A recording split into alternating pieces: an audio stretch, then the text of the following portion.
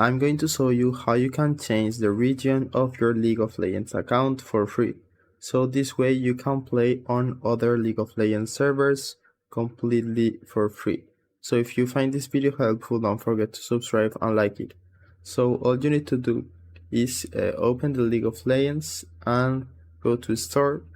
And once you are here, you need to go to account. It will appear right here. So just click there and you will see you can transfer your account to any region you want. So for example, let's say in my case I have it in Europe, West Europe. So if I want to play on North America, I will just click here and continue, and basically you won't lose anything, but it will have a 90-day cooldown.